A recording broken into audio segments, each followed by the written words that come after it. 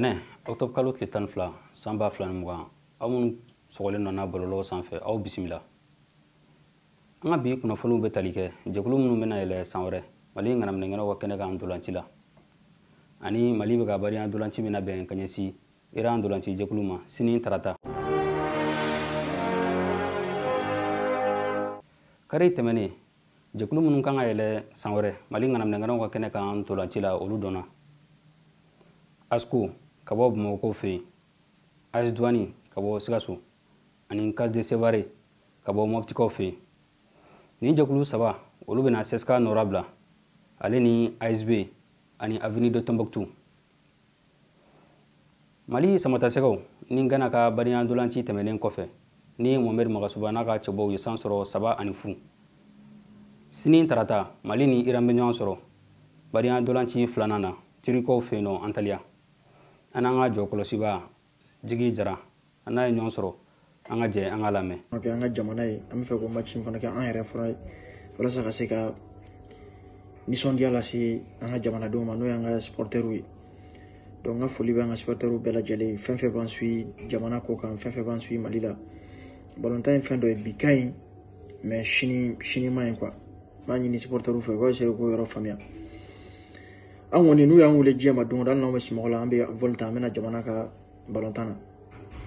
Ne kɔni bolo o de ye fasodenya ɲuman ye. Bon minnu fana bɛ yen nɔ minnu ka baara ye ka message lankolonw ci Facebook sanfɛ ou bien ka don i yɛrɛ ka inbox kɔnɔ ka message lankolonw ci an b'a ɲini bɛɛ fɛ u ka sabali. Balontan ye fɛn dɔ ye ni mɔgɔ min welela wagati min na ka bila jɔyɔrɔ min na hali n'a tigi tɛ se an b'a tigi dɛmɛ a la de. Donc balontan o de ye an kana kɛ parti ko ye an kana kɛ mɔgɔ ko ye n'an y'a ko ye dɔrɔn a tɛ ɲɛnabɔ. Sinon n'an y'a kɛ mɔgɔ ko ye dɔrɔn a bɛ tiɲɛ balontan bɛ tiɲɛ quoi.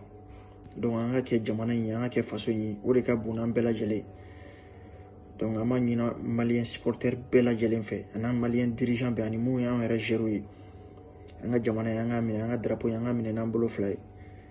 Voilà n'an kɔni bɛ an match amical fila de la donc an ye fɔlɔ kɛ a tɔ ye filanan ye an b'a ɲini bɛɛ fɛ u k'an dɛmɛ ni dugawu ye. Mɔgɔ saba de tun bɛ yen comme changement gardien kelen ani joueur de champ fila ni ma fili.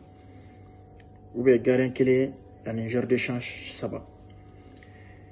Donc a balontan kɛra balontan jijalen bɛɛ y'a jɔ a jɔyɔrɔ la ka daminɛ kɔfɛ fo ka taa ɲɛfɛ.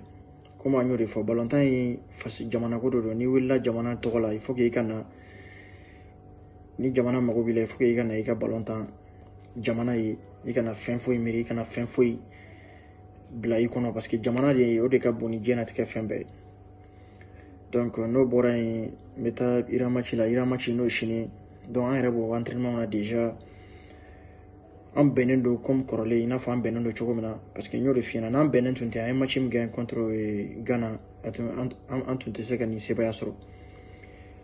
Contre Ghana joueur bɛɛ tun bɛ yen a y'u fara dɔgɔnin ninnu kan bon balontan fana tɛ tɔgɔ ye quoi balontan ye terrain kɔnɔna de donc alhamdulillah an sera k'o match aborder ka ɲɛ. Sisan ni Iran de bɛ yen nɔ sini vraiment pɛrɛnnen don bɛɛ pɛrɛnnen don an sera ka récupérer an ye 3 jours kɛ an sera ka récupérer donc bi an bɔra entraînement na sɔgɔmada in na alhamdulillah bɛɛ ka kɛnɛya ni na ka sini match makɔnɔ. Sini match fana n'Ala na kira sɔnna ma ni mɔgɔw ye mun fana wele o fana y'a dɔn an kɔni tɛna an senkɔrɔ jɛgɛ kɔni bila an bolokɔrɔ jɛgɛ ɲɛ. Donc ni Ala na kira sɔnna an pɛrɛnnen don an bɛ fɛ k'o match in fana kɛ an ka jamana ye an bɛ fɛ k'o match in fana kɛ. K'aw ladɔnniya ko Amari Traoré n'a tɔɲɔgɔnw u bɛ ka farafinna ŋanaw ka ɲɔgɔn ye sabanan ni naaninan kunbɛliw labɛn ni nanzaraw ko éliminatoire de la CAN 2022. O kɔnɔna na Mali ni Namibie bɛ ɲɔgɔn sɔrɔ siɲɛ 2 tan ni ka segin na Bamakɔ faba la ani Namibikaw fɛ yen novembre kalo nata tile 9 ka taa se a tile 17 ma san 2020. Hakilina jiginna Mali ni Guinée u bɛɛ bɛ jɔyɔrɔ fɔlɔ la u ka kuru ye 4 faranga ye 2 ye tile filabaraw tɛmɛnen kɔfɛ. Namibie ale bɛ jɔyɔrɔ 3nan na a ka kuru ye 3 ye. Chad ale bɛ jɔyɔrɔ laban na a ka kuru ye 0. Nin tun bɛ dan sigi a ka bi kunnafoniw na a k'an bɛn diɲɛ waati wɛrɛ.